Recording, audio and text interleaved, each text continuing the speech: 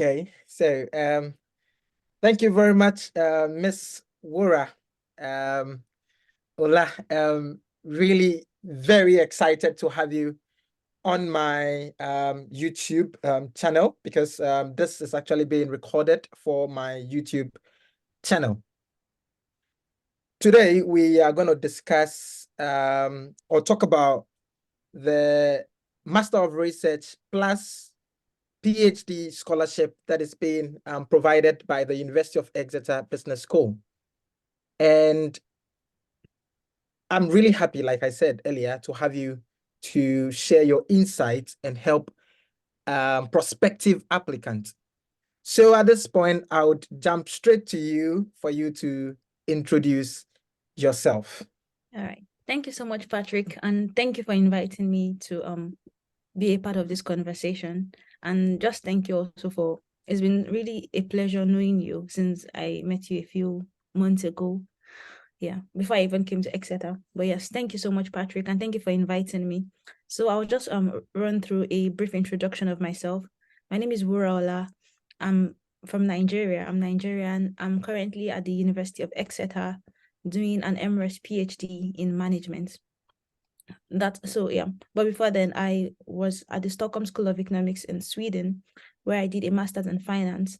And before then, I did an undergraduate degree in economics in Nigeria, where I studied economics.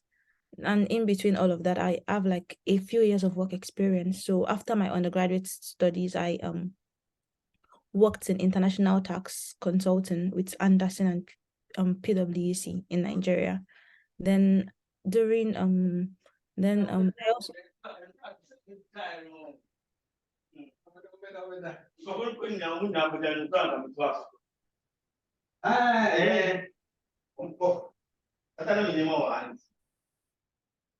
okay. Then I also joined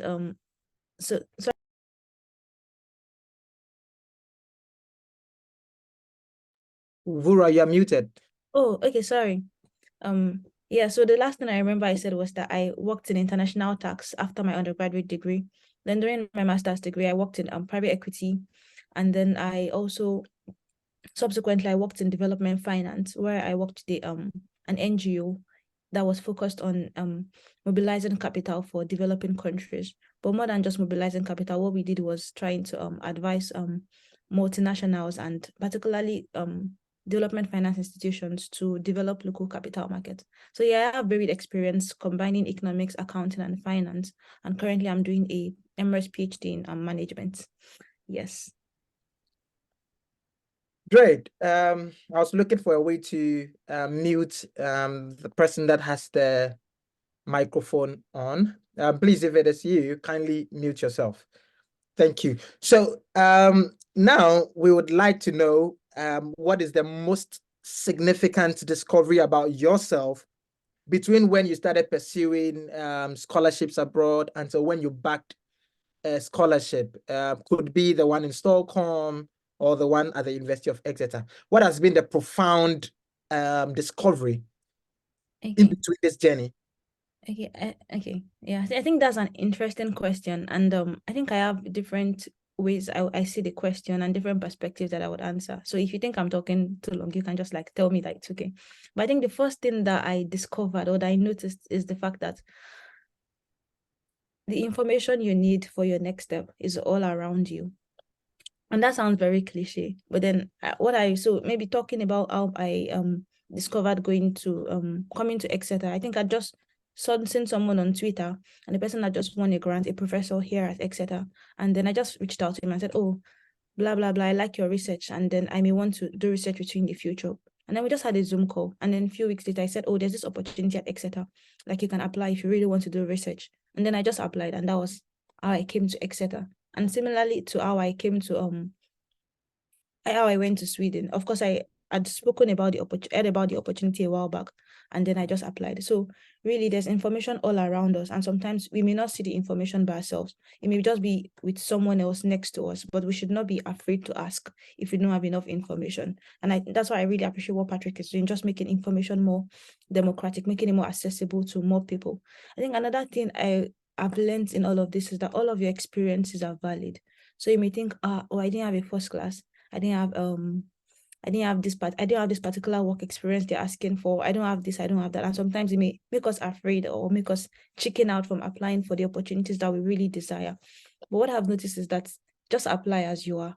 Even if you don't get this one, at least you learn from this experience and you get another one. So all of your knowledge and your skills, they are like accumulating. So even if you failed, you've not really failed because you've learned something from the process, and you know a different, or you learn that, okay, maybe I can write my cover letter differently.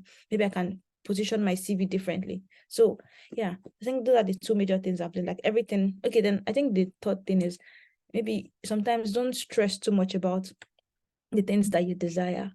And that's sounding ironic, because I think, I'm not saying I did not put a lot of work into my applications. I put a lot of work. Like when I was planning on for applying for my master's degree, I think I began to plan a year ahead. Like most of the plan was just mental plan. Like, okay, I want to do this. What do I need to do to achieve this?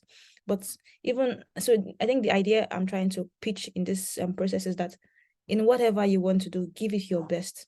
But then after you've given it your best, don't like be worried, and don't try to like be all worked up. Just give it your best and just trust that everything will work together for your good, because it is going to be, it may not look like what you want, but then you surely be fine regardless of what happens. Interesting. And I think I can relate to some extent because when I started pursuing scholarships, I think that was way back 2017. And my experience wasn't pleasant at all. But yeah, of course, I learned over the process, right?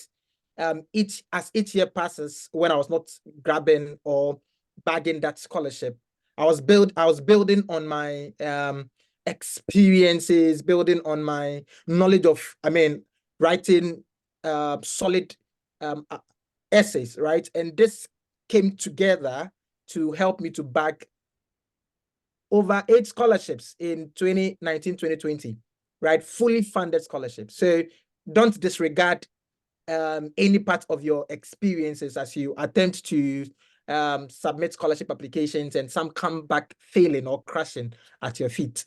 Okay, Patrick, can I add one more thing? Right. Okay, so one more thing I think I would like to add is the fact that sometimes social media, of course, many people say, oh, spend less time on social media. And currently I'm off most of my social media platforms. But I think many of the opportunities I've gotten, they've been like through information I've seen on social media. Like this is my PhD program now. It was because I connected with somebody on Twitter.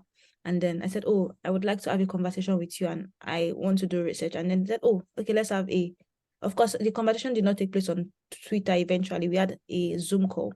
But then Twitter was like where I saw this information first. And I've also seen many other things on Twitter or Instagram, or even like learning how to write CVs and things like that on social media. So social media is not necessarily bad. Just try to maximize it as much as you can. Yeah, so bouncing off that same point, I think I don't think, but then I met the one who linked me to the scholarship I won at Sionspo on LinkedIn.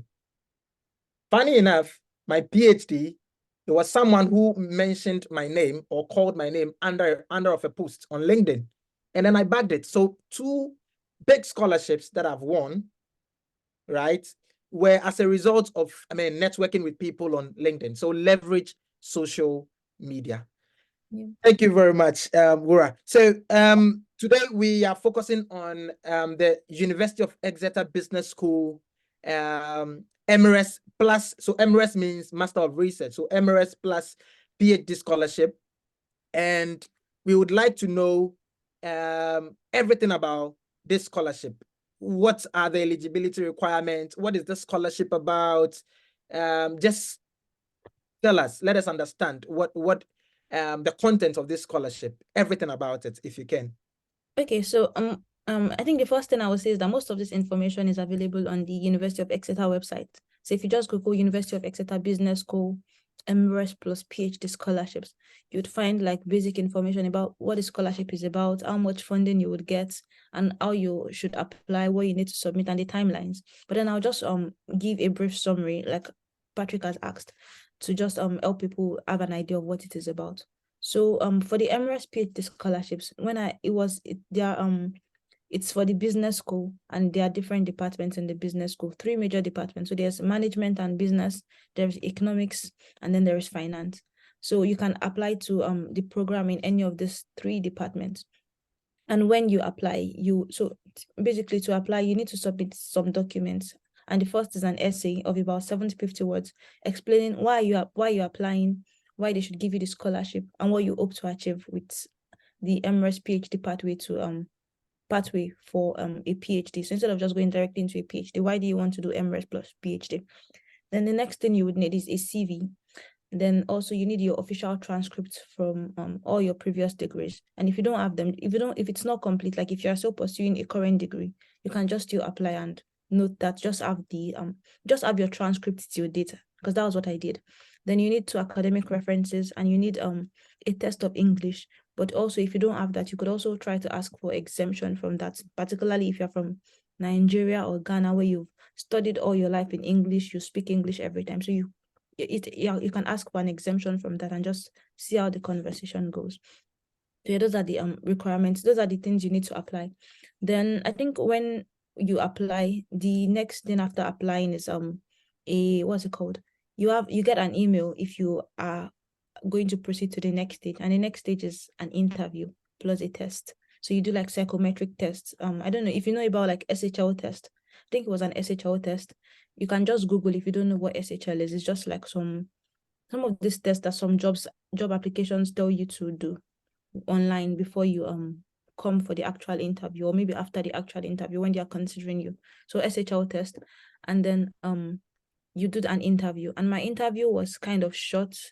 No, I thought it was going to be like an hour interview, but it was kind of short. It was like, oh, introduce yourself. What kind of research are you interested in? What do you think would be a suitable supervisor for you? What have you noticed in the department? So it also like goes back to you doing your own research, putting in all the work, like I said. So you have to put in all the work. Go actually like try to know about this university.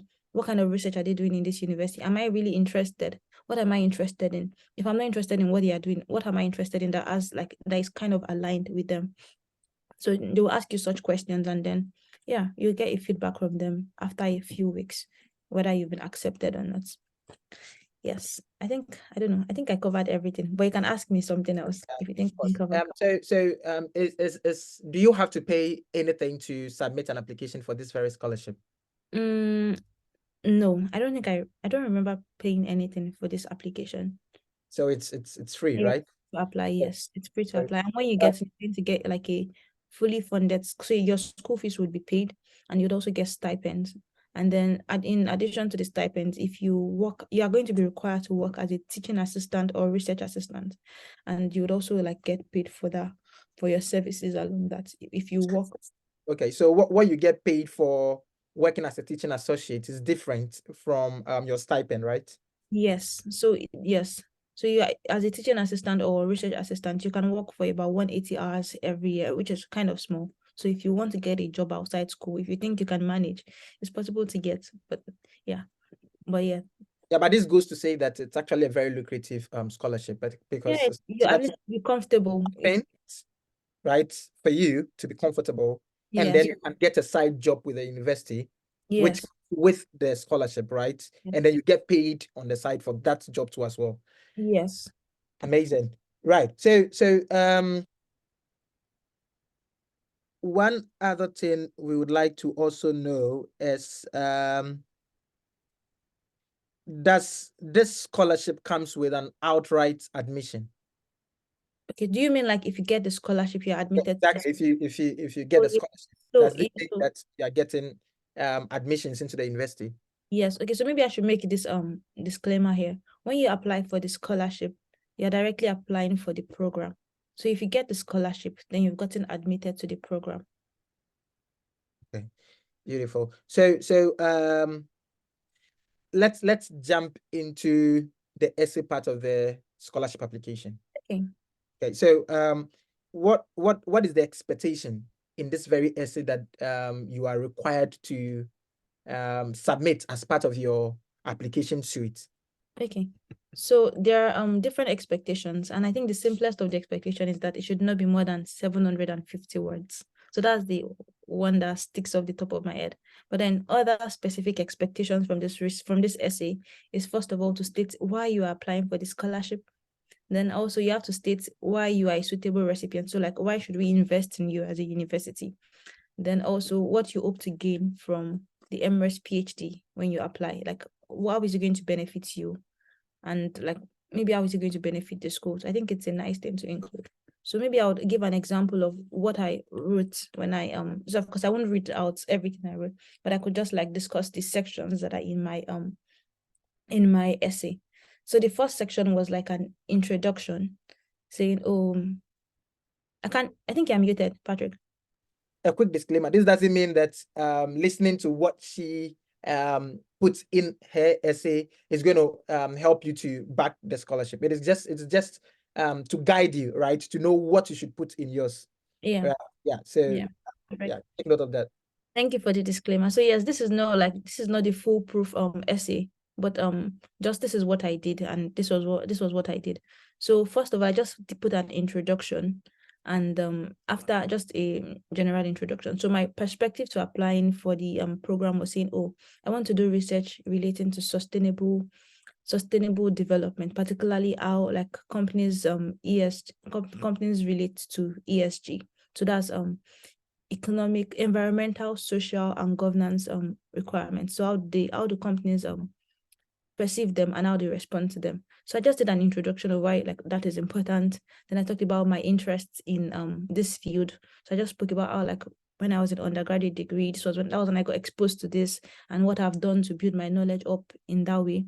I also spoke about my practical experience, so my work experience, how it also related. So one thing I also did in writing my essay was that in talking about my experience, I did not just write all of my experiences there. I only picked the ones that were valuable for this particular, like for what I was trying to explain. So I did not mention, but I'm part of an NGO called Green Great Africa, and I've been part of it for a long time, almost 7 years. Wow, long time, yes. So I just spoke about like my role, because it's focused on sustainable development. So it was very relevant in talking about what I want to do with this MRes PhD program. Then I also spoke about like my other work experience, but I spoke about how my exposure to companies in that context is going to help me work with companies. So I just positioned my experience where it was most important. Then I also talked about how what I thought the MRes PhD pathway, how I thought it would be beneficial for me. Then I talked about how I wanted why I wanted to be at Exeter. So I spoke about how Exeter was in the Russell Group University, was part of Russell Group, and just the kind of research that they were doing that I had seen on the website. Then I talked about how why I should get the scholarship as my final paragraph. So basically, all the information that you need is what you already have. So who you are now, how do you perceive yourself? How do you see the story of your life? Of course, not like from when you were born, but like maybe in the past 2 years, in the past 5 years, in the past 7 years. How does it tell a consistent story that would be important, or that would make you the best candidate for this particular role? So the same as if you're applying for a job, how would you sell yourself? It's the same way you're going to. I expect that they expect you to sell yourself through this writing. So just like a cover letter, but now just more focused towards applying for a PhD. Okay, another thing I want to mention, even though Patrick has not asked, is about like telling a consistent story with all your application documents. So now if you look at my CV that I submitted and the cover letter the essay I submitted, they are all telling the same story. Like they are all consistent. There's no discrepancy between this and that. So if I mention something in my essay, it's because I had mentioned it in my CV. So now I'm talking particularly about like my work experience and like what I had done. So when I was trying to say, okay, this is why I'm a suitable candidate for this particular program. So when I was saying, I've done this in this particular thing, I took these classes in school, all of those things are already on my CV. So yeah, the goal is to tell a consistent story that is really convincing, so that you just there would almost be no reason from your own perspective to see that, I did not do this right. So it would have been that you've ticked all your boxes, dotted your I's, and crossed your T's in this application process. Brilliant. So my key takeaways from what you have said so far is the fact that I mean, in as much as you have to be consistent in the story that you tell, first and foremost, tell a story about yourself, right? You need to tell a story about yourself. It is a story about you, right? Your academic background, your professional experiences. Make sure you are able to put them together, right? And a disclaimer And on that is that in telling your story, you don't have to tell all of your story. You only yeah, have to tell the part that is relevant to this. So exactly. of course, so like in my essay, I mentioned that I did one particular course. But when I was in my undergraduate degree, I did like 40 courses. There was only one course that was relevant, and that was the only reason why I mentioned it. So just only mention things that are relevant about you. Like in my work experience, I also did lots of different things. But I only mentioned the parts that were relevant to this role. So of course you're telling a story about yourself, but you're not telling your story, oh, I was born in X place. Maybe if it is relevant, where you were born is relevant, like you're trying to talk about like environmental issues, and maybe there's where you grew up is being environmentally degraded. Maybe that's relevant. But you know the best about yourself, and you are the one that can tell your story the best. I know sometimes people may be tempted to say, oh, we have AI can write my story for me, which is fine. You can try to use all of those things, but AI cannot write your story as you would write it. Maybe AI can tell it in a more coherent way, but AI cannot like bring out all the important parts of your life that are relevant for this essay. AI will just do a random thing. And also the same as trying to tell someone to write your essay for you. Of course, the person can tell an interesting story, but it may just not be about you, and it may not be convincing enough. So you are the most convincing person. You're the one that can sell yourself the most. And yeah. So tell your story consistent with your research interest, right? So because at the end of the day, you have to highlight what your research interest is. It is not a research proposal. So you just have to highlight your research interest. So make sure that the story you're telling aligns or kind of gels with your research interest, right? And then make sure that you have well researched the university, right? The faculty you want to join, because then you will be able to tell or make mention of key or notable people within the business school that, I mean, are doing something relevant to your research interest, and that can put some spotlight on your application. So summed up together is what Miss Wuraola said. Now, talking about your experience, I was shaking in my seat, and I was shaking because do you want to say that if you don't have any working experience, you don't have a chance with this very scholarship? Okay, that's a very important question. Now, I'm not the evaluator for this scholarship. I've only been a recipient, so I don't know all of the metrics that have been considered.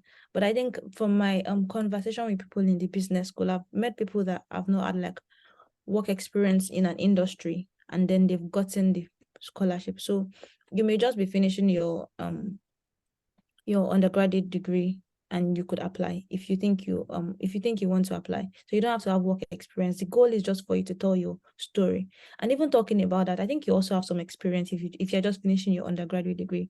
You were probably like a course rep or a member of a team or an organization, or maybe of a club. So all of those things are also your experiences, and you can just let them tell a consistent story. And the only reason why I have not mentioned those things I did in as groups in my degree was because I didn't think they were relevant. So if I thought they were relevant in this particular story, I would have told them. And don't despise any of your experiences, even if it could be in your church, or it could be in your local community, or it could be a volunteering experience, just anything. All of those things are experiences that count. Or it could be like maybe you think you notice something from taking care of your younger ones or helping your older ones. Like, oh, I noticed this particular trait, and then I want to see how it works in management.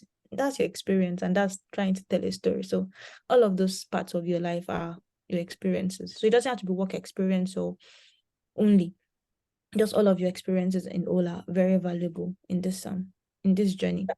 Yeah, and I want to also emphasize that your research interest can emanate from anywhere. It could emanate from your church, right? It could emanate from an NGO that you volunteered for. It could emanate from I mean, a community, a small community action that you join, maybe cleaning the streets in Accra or in Nairobi or in Lagos, wherever it is, right?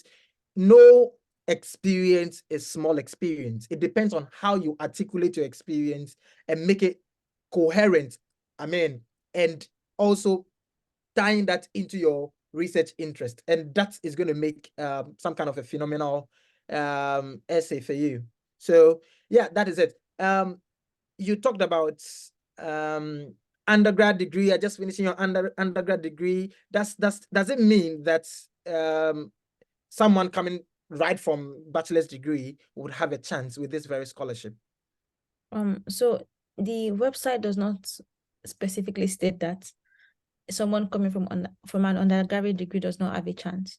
I think the whole idea, what I've noticed is, depends on how you tell your story and how you convince. Like if you're an undergraduate, so and you think you want to do this, then you can apply. Just tell a story. Write your CV and have everything and just apply.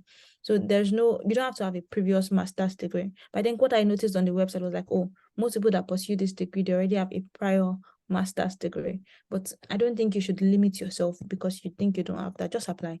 Worst case, you get a rejection and then you learn and do better next year. Or yeah.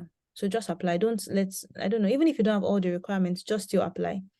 Don't eliminate yourself or disqualify yourself before you're already disqualified. Just apply. What's the worst that would happen? And it's even free to apply. So just apply. Yeah, key takeaway. Don't disqualify yourself before you are disqualified. Please take advantage, right? It's a free application, scholarship application. So take advantage and then shoot your shot. Give your best, and your best might turn out to be what is bringing you that huge fully funded scholarship at the huge, very big University of Exeter, right? So wishing you all the best. Now, let's move on with our questions. So what significant thing do you think you did that puts you in the right position to bag the University of Exeter Business School MRes plus PhD scholarship? What do you think? Set your application suite or package or whatever it is. What do you think was really significant in helping you to bag this scholarship? Okay. So I think the most important thing I did in helping me bag the scholarship was not related to my application. It wasn't getting the information, because if I did not get the information at all, I wouldn't have gotten it. So I think the most important thing I think I did was reaching out and connecting with Professor Oke on Twitter when I saw his award-winning when he won a very major grant here from the UK government. So it was like, oh wow, this is interesting. And then just that conversation was one thing I thought like set me up for getting this scholarship. Not because he gave me any tips or because he told me this, but the fact that he just shared the opportunity with me and I said, oh, I could apply for this. And that, I think that's one major thing that set me up. But then apart from that, that's like that's someone that external to me. So talking about what I did by myself to bag the scholarship, I think it was to be prepared and to like know the expectations and then to meet the expectations. So first of all, I realized that I needed to write references. And I think I realized very late, close to the deadline, and I needed to reach out to my referees. So I just reached out to them. I reached out to my professor that was helping me, that was like my project supervisor for my master's in finance degree, and she agreed. Even though she kind of agreed late, so I was kind of under pressure. So I don't advise anybody to do like last minute like I did, but then that worked. She helped me. So reaching out to the people that those things are not like within your control. Then the next thing I did was, like I mentioned earlier, telling a consistent story with my essay. So like trying to tell a story about my life that I thought was interesting. And I don't think it's over the top. You don't have to be like a professional writer or to have studied literature in English to write a good story. No, it doesn't have to be like perfect. The only thing is you have to like make sure there's no grammatical error and you've just written things in a coherent manner. So you're not just jumping from paragraph to paragraph. You're just trying to say, okay, everything is just flowing. Someone does not feel like, oh, what am I really reading? You're just reading. So the way you like you read something, say, okay, this is something good. So I think it's also good to give it a lot of time, like not a lot of time, like you have to do it in 2 weeks, but just you can write it today, look at it again tomorrow, and just review it. And also what I did was I shared after writing my essay, the first draft, I shared it with my friends. So it was not anybody that was like the best writer or anything. I just shared it with my friends and said, oh, help me look at this. What do you think I should add? What do you think is not necessary? What do you think is good? And just get feedback. So I shared it with like, I think 2 to 3 or 2 to 4 friends, and they just gave me feedback. And they've not applied to scholarship before. I just I just wanted them to read it like someone that is not related to this process. So what do you see in this? So it doesn't have to be, I see many people trying to reach out to people on LinkedIn and WhatsApp and just everywhere, trying to, oh, look at my essay for me, which is good. But sometimes you can also use people within your community. It doesn't have to be people you don't know, because people within your community are more disposed to helping you than people that are outside your community. I shared with them. Then what else did I do? I applied in time. So you have to like take note of the time, because if I had applied 1 minute later than I should have, then I probably would not get the opportunity. So I applied in time, and then prepared all my documents, submitted them. And also I also noticed that sometimes, so I have my transcripts, my undergraduate degree, all my transcripts at hand, and I've always had that since when I was even doing my bachelor's degree. Every semester I would ask the school, can I get my transcript for this semester? Because I realized one time I needed it and I did not have it. And then every time I just kept asking. So just have it at hand. Have all those documents that are not within your power, that you cannot just pull out anytime. Have them at close to you, so that when you need them, you can use them. Yeah, before we go to the comment section, you have already touched base with what a winning essay should look like. Mhm. But if you can go a bit deeper, what are the 3 key things that a winning essay is supposed to have? 3 key things that a winning essay is supposed to have. I think the first thing is the winning essay should answer the questions that are required of you. So you could tell a very interesting story that is nice to read and coherent and beautiful, no grammatical errors, but you've not answered anything they asked about you, like why are you applying for this scholarship? What makes you an exceptional candidate? So in telling all of those stories, make sure the questions are at the back of your mind. Like, okay, my goal is to answer these questions, but just in a coherent way, in just one essay, not like different sections of like a book. Just it's supposed to be one essay, but I'm answering 3 questions. So make sure you're answering the questions. Then another thing that I think a winning essay should have is I think it should be convincing. And convincing comes from all of your, like I said earlier, all of your experiences. Just write it in a way that someone actually believes you. So you can say, so I think an example of what I would say is convincing. So I was trying to say I have experience working with companies. But what I read, so I will just read that line. I said, leveraging my academic and professional background, I have developed problem solving, research, communication, and teamwork skills important for success in the MRes PhD program. So what I just did with that sentence was trying to, okay, all of the skills that I developed while working at this place, I can also bring them into this place. I said, during my professional experience at Anderson and PwC, I conducted research to advise companies of different sizes on the tax implications of their transactions with related companies and effectively manage them. I believe this experience, alongside my academic background in economics, accounting, and finance, positions me to contribute meaningfully to this program and ultimately make a significant impact in that field. Of course, this sounds very simple, like words that anybody can string together. But I think the idea is just, and so everybody can write these words that I've written.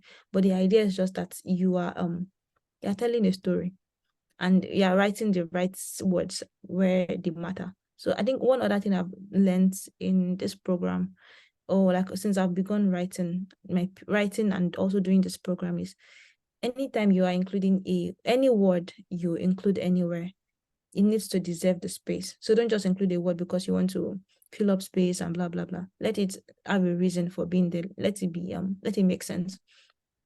Yeah. Yeah, you've said 2 things. It's left with 1. Oh, I think third one. I don't know the third thing that Yeah, would. the 3rd thing could be have a research focus. I mean, and in telling your story, True. Yes, I think it's linked to a research interest, because it's a research program. So you cannot join such a research program without a research interest in a specific area, right? yeah, So that's really true, Patrick.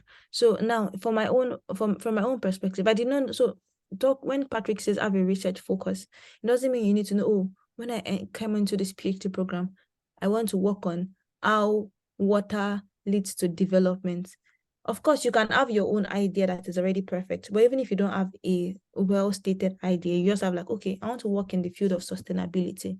if you just have a very like large idea and you don't know exactly what you want to do in that field, it's still fine to apply. Just state that. And of course, don't say you don't know what to do, but just say, oh, I want to work broadly in this field and I hope to achieve XYZ with this. So like you can have like broad, big goals like that. But if you also have like very specific goals, I think you're also very welcome in this program.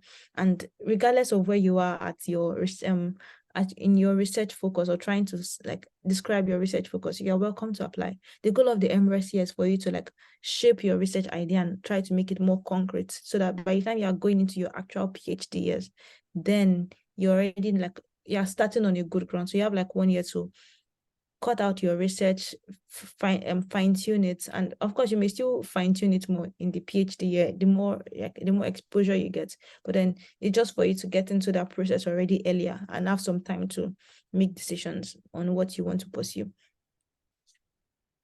Brilliant. So what does okay, before then, that's the recommendation letter, okay, that your referees provide on your behalf. Yeah.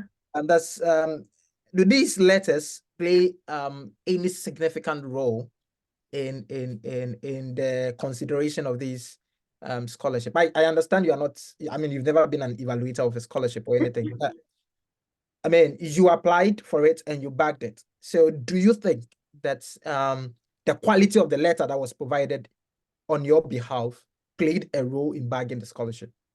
Okay. Thank you for that question. And I really don't still know how to answer that question because I remember I sent an email to my supervisor then for my master's program and I wanted to recommend me and said, oh, okay, she's happy to recommend me. Then she said she sent the letter. So I did not see what she sent. I did not see what she wrote about me. She just said she had sent it and I should not bother about it. So I don't know how much role it plays. I don't know how much weight the evaluators put on it. But I think the way I imagine it would be is all of the things you're asked to submit as a weight. So your recommendations letter has like maybe 20%. I'm assuming everything is equally divided. So 5 things, 20% each.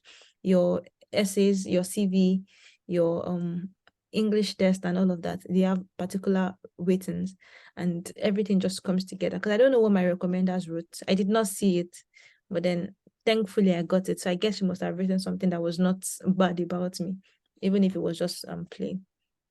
So does the status of the person recommending you really matter? For example, this person is a full professor, an associate professor, a teaching associate like myself. Does it really I mean contribute any value to the quality of your recommendation letter? And you can borrow from all other scholarship you've applied for that you've won. I mean, yeah. Okay. So I think I don't think so, sincerely.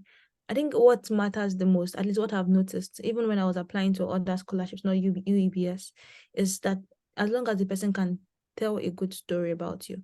So people that I've used as my recommenders have not been like the biggest professors in my schools, because I've had like big professors in my school in my prior schools, but then they've not been the biggest professors. But I just trusted that these people knew my work. They had worked with me. They had seen the quality of work I'd done. So I did not try to pursue people that were like at the very top. I just tried to pursue people that they had worked with me. Of course, they were not at the lowest point also in their careers. They were just like okay, and as long as I thought that they could tell a story about me or they could like be convincing and recommend me properly. So I think it's important that you don't try to think, oh, because this big name, maybe for some scholarships, that's important. Maybe if you were applying to some big schools and you had worked with a big professor, please go all the way and use those names. But if you've not really worked with them and they cannot speak to your strengths, then maybe you should also think well about it before, like, maybe what's your goal? Do you want it to tell a consistent story or you're going for the big name? And what if you were the one evaluating someone, would you like prefer the big name or someone that can really vouch for this person to do the work that they actually want them to do? Yeah, so key amongst all the things that you have said is the fact that the person recommending you should have worked with you, should know your work, Yeah, should should be able look to at like speak to like, give yeah. context-specific examples Yeah, about, I mean, having engaged maybe with you or having seen you yeah, engage on a specific project. Yes, so it may that not be can like your look professor directly, but it could be someone that like you worked on a project with this person in an academic context, or this person, yeah. So that kind of thing is Yeah, good. so this person should just not come and say, and Patrick is good, he's excellent, Yes, yeah, of he's a course. brilliant student, and so what, Yeah. right? If Patrick is brilliant, give examples. How has Patrick demonstrated brilliance, right? So someone who can speak to these things and not really status, because status doesn't really matter, right? What matters sometimes, but that It there's a does. It does. He it played a has role. He you. played a role in mine, Mhm. honestly. With my PhD, played a role.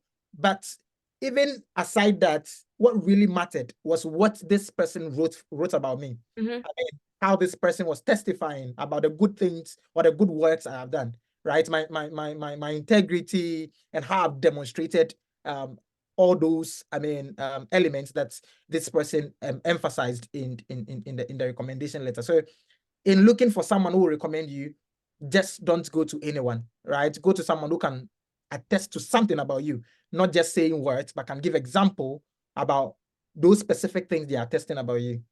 Yes, I agree. Fantastic. So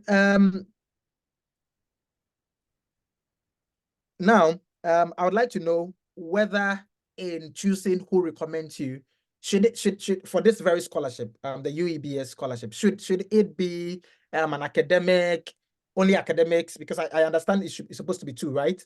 Should these two Yeah, people so be a mix, or should be a mix of, academic and someone from industry? How should it be like?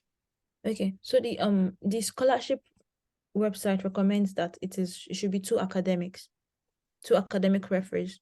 I think this is my personal opinion, not the scholarship opinion, and I'm not an evaluator. But I think maybe if you've worked for 20 years somewhere, 10 years, and that's all you've done since after school, and you don't have contact, maybe you still have one academic contact and you don't have another one.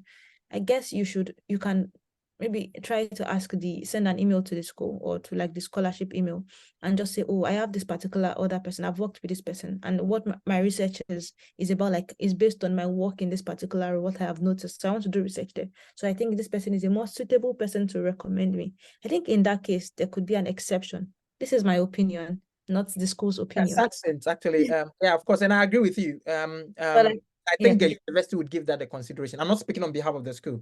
And that's the disclaimer, please. But then I think because recently universities are beginning to kind of accept people with practical experience come into academia, so they could now bring all the practical knowledge they have acquired into the research space. And then we believe that putting practice together with research is what is making impact and selling today, right? So I think it's actually going to be accepted.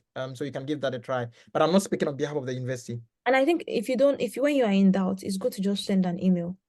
Yeah. Just then they typically would respond within, I don't know, a few days. So just send an email when you're in doubt. Beautiful. So we've talked about interviews, right? But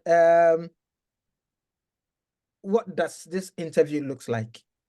Okay, so I would just run through what I said earlier. So the interview it is going to be was for me, it was online, and it was two professors, and it was they just asked a few questions. So they introduced themselves, they were really warm, introduced themselves. Oh, I'm this person, I'm doing research in this area, and they asked me to introduce myself.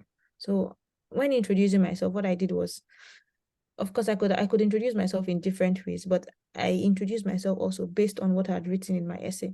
So I am XYZ, I'm Wuraola, I am in the Okuwobi, and this is all of my experience, and this is the reason, and because of these experiences that I have had, I'm applying for this scholarship. So in introducing myself, it was tailored towards like this application, not just an haphazard introduction. I could have said, oh, I'm Wuraola, I have 3 brothers and 2 sisters. That's not relevant. It was just the part that was relevant to this application that I said. Then after that, after the introductions, I said, oh, what kind of research do you want to do? Then I said, I told them the kind of research I intended to do. And beyond saying this is what I want to do, I also said, oh, what motivated it was this particular thing. So of course, I did not have like my own research idea fleshed out. I only said, oh, I want to work in this area. And the reason I want to work in this area is because of this experience I have. And I think it's an interesting thing to explore further. Then they also asked something else about I don't remember. I don't really remember. So it was just like introducing yourself, and they would ask a few questions about like your research interests. Maybe you want there's someone you think can supervise you, which is something you should have also researched too. Just do research on the kind of research that is available within the university, the professors that are there, what kind of research they do. And yeah. Yeah, and I think it's actually very good. I mean, it puts you in a positive light that you have well researched. Done your homework, yeah. Yeah, and I mean, you can't be a researcher without I mean, researching the university you want to work with, because you need to even know what they stand for, right? You want to join a business school, you need to know what the business school is doing, what the faculty members are doing within the business school, right? So yeah, of course, it's very, very relevant. Take note of that. Okay, so now if you could provide 3 profound advice you will give to prospective applicants about the scholarship application. I think I Oh, already gave the suggestions at the beginning. you said that one with regards to the essays, right? So that's on the side. So right now, 3 solid ones. That's interesting, because I feel like the same things that are relevant for the essays are also like relevant generally for the application process. So I think the first thing I would say, and one thing Patrick and I have reiterated in this conversation, is for you to do the hard work. And the hard work doesn't mean you have to spend hours and hours. Maybe I'll say the hard and smart work. So just what you think is important, do the research, know what this program is about, know why you want to apply for this program, know what makes you the best, like not, you don't have to be the best candidate, but what do you think makes you stand out and why you should get this. So just like selling yourself for this program. So do the hard work of writing a good essay, do the hard work of formatting your CV, do the hard work of making sure there are no errors, do the hard work of reaching out to your recommenders, begin to all the relationship now, because you know you would need their help shortly. So do all of those hard work all the hard work. If you have questions, do the hard work of reaching out to the school. So just do the work. It doesn't have to take you so much time or so much effort, but just tick all your boxes. Don't make sure that it's not because you did not do something that you did not get the scholarship. Then I think another advice that I would, so make sure everything they've also requested, give them your CV, give them essay, give them recommenders, submit it. Test of English, submit it. If you're not giving test of English, you can ask for exemption. Submit all of everything they have exempted, that they have asked for. Just submit them. That's the hard work that is required from your end. Then I think something else that something else that is important is, and I've said earlier, is don't disqualify yourself before you are disqualified. Just apply. Yeah. Even if it's not this PhD, even if it's a different program, just do it. The worst that would happen is you get to know. But even in getting to know, you've learned something. The best that would happen is you get the opportunity. The second best thing that would happen is that you get multiple opportunities and you'll be like, oh, which one is the best one for me at this point in time? So the best thing you can do is just don't disqualify yourself. If you are unsure that you qualify or not qualify, you just apply. Just apply. Just apply. And then one other thing that was very was standing out in what she said was that whatever they ask you, just give them. So yeah, just give them. No grief for no one for this 2024. No grief. Please, anything you are asked, give them. New slogan. Very good. So there are questions in the comment section. I'll read them quickly. Okay. First question: are people from another discipline eligible to apply, or are they, unless you study business? Yeah. So this person wants to know if people from other discipline aside business can apply for the MRes plus PhD pathway at the University of Exeter Business School and for the scholarship. Okay. So based on my knowledge and what I've seen in the business school, people have different backgrounds. So some people were engineers, some people, and now they're in business. Yeah. So regardless of where you're coming from, you can apply. Maybe if you're unsure, I think one thing that would be nice for you to do maybe after this meeting, go on the University of Exeter Business School website, look at all of the centers that they have there. So there are different centers. There's a center for simulation and something. There's a center on supply chain management. All of them are under the business school. So don't even if you've done something relating to medicine. I think I went for a session earlier today, and the person is doing research on relating to like the health sector, but it's also still under the business school. So you could still apply.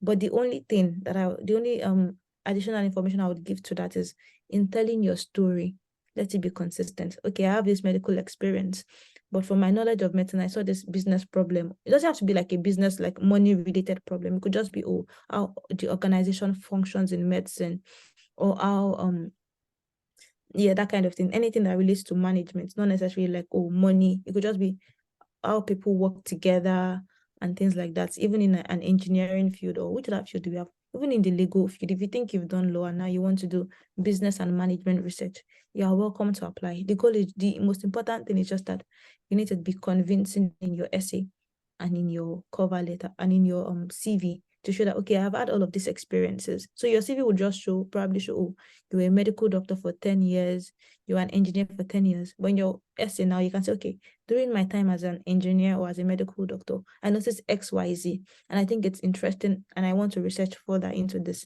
And I think University of Exeter would be the best place for me to research on these areas. Yeah, so to bounce off Miss Wura's laudable points, the University of Exeter Business School is it's kind of a university. It's kind of a business school that welcomes multidisciplinary research. So just like she said, I've seen people coming from law background, right? I've seen someone who is an engineer who is in the business school doing business research, right? But tailoring it to engineering business, right? It shouldn't necessarily be management. It could be anything. It could be supply chain. It could be anything in your field. It could be anything in your field. It could be probably, just like she mentioned, in the health sector, you could find something that you could find a business case, right? Or a business scenario in the health sector. And that's works. So any field is actually welcome. I was coming from an environmental policy background, and that actually helped me to put it together with my business understanding to back the program that I'm on right now. So the business school actually welcomes multidisciplinary research. So regardless of your field, like Miss Wura said, don't disqualify yourself before you are disqualified, right? So please, don't allow your background to limit or disadvantage you.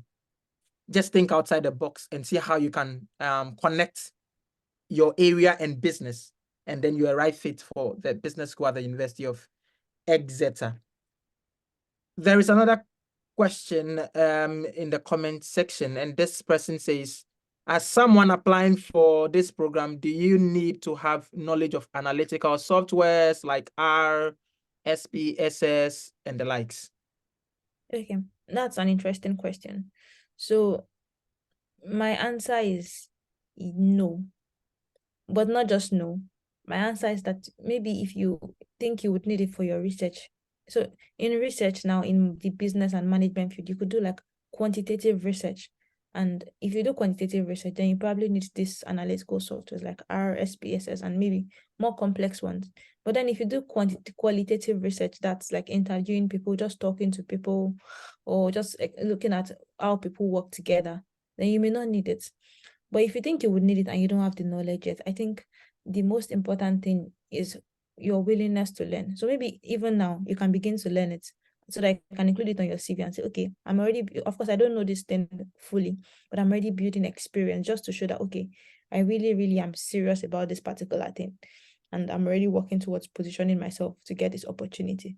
So if you think you would need those things, then begin to learn them. And even if you don't learn all of them, you take classes during your MRes year, and you can.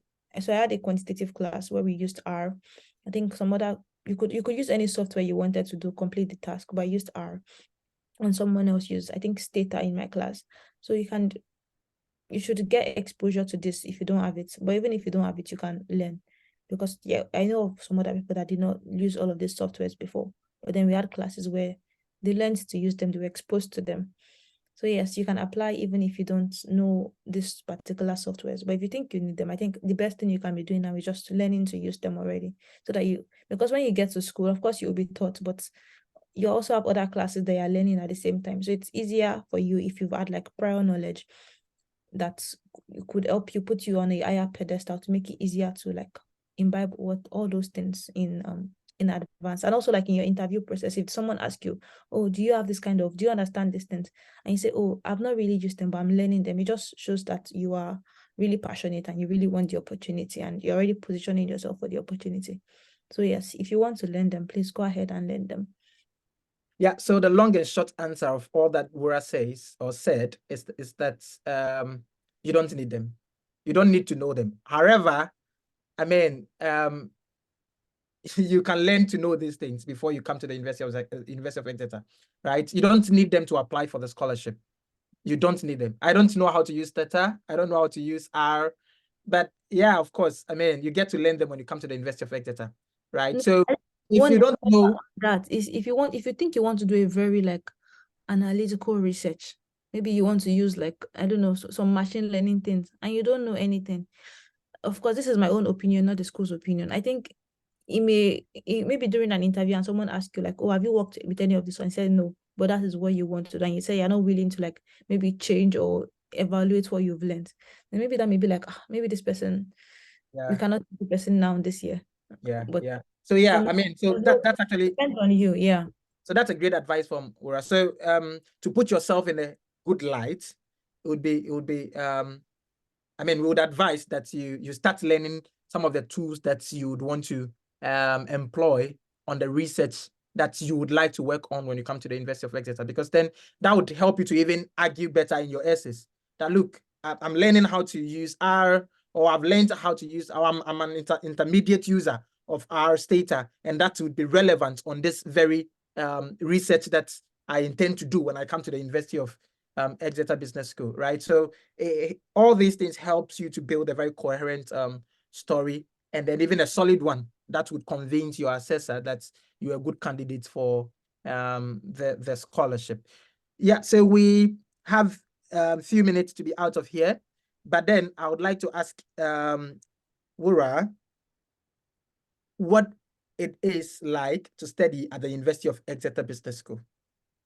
Okay, I think it's it's been an interesting experience. I just came here about 4 months ago and it's been really good. I think one thing that stands out to me, and of course nobody says it like categorically, but everybody wants you to succeed. And this is really interesting and important. Like nobody's saying, oh, I want you to pass, but like there are lots of resources that want you to succeed. Nobody wants you to come here, waste your time, waste their time, waste their money, waste your own effort, waste all of your resources coming here. They want you to succeed. And there are lots of resources that can help you when you come to Exeter. Even if you don't have like now all of this are SPSS, blah, blah. Even if you don't know it, there are resources that you can join, like you can even audit class. You can take classes and not take grades for them if you think you want to learn those things. The only thing is it's up to you to now take advantage of all of those things that have been prepared for you. Sometimes you may not see them, but just ask if you think you need help. And you know, sometimes we are coming from a culture where, oh, you need to prove yourself. I'm a Black person. I need to prove that I can do this thing. I am strong. I'm not anything.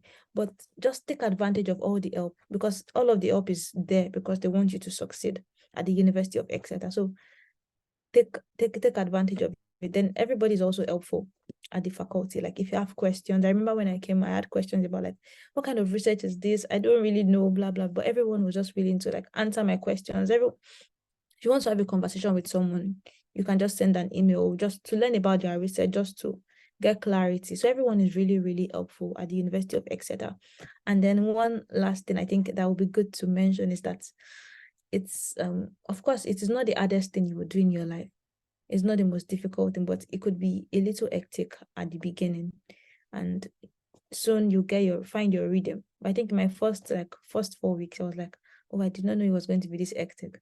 But then later on I already found my rhythm, and then it became a lot more comfortable. So it could feel a little hectic at the beginning, but I just building muscles for the future, because the research process is not like, it's not easy. It's not difficult, but it's not child's play, I would say. So yes. Yeah, so on this note, So I think there's a last question in the comments. Can English proficiency letter from your university serve as test of English? Like I said, if you are in doubt of anything, I think you can send an email to the email on the website, because I cannot make I'm not going to be part of the evaluator, so I can't say yes or no. But if you don't have IELTS, you can just tell them in advance that, oh, can I get an exemption? So you can ask in advance that, can I get an exemption? That's what I advise, like my friends, if they ask me, go in advance to ask if you could get an exemption, and you can submit your English proficiency letter from your school. Say, well, I have this from my school stating I've worked in English, I've done this in English. Can I get an exemption from this requirement? yeah, so you can always ask for an exemption. There are no guarantees that it's going to be approved for you, and you're going to get that English requirement waived. Okay, but yes, there is an opportunity to do that. I did that; it worked for me. It might not work for you, so I won't say that it's going to work for you, right? So your first go-to is to write to the university and then inquire if they are going to waive it for you. Even if they are not, still submit your application. The worst case is that they would give you a conditional offer, and then they would ask you to go and write it and then bring the results to them. Then, I mean, you can now join the University of Exeter. So, I mean, don't disqualify yourself before you are disqualified. And that is how we end today's session. Thank you, everyone, for joining me. Thank you, Miss Wuraola, for your insightful, very resourceful and helpful tips that you've provided for anybody that would come across this video on YouTube. We are all grateful to you. And on this note, we say a huge bye and cheering you to win this very scholarship. Bye. Hi, everyone. Bye, Patrick. Thank you so much for inviting me.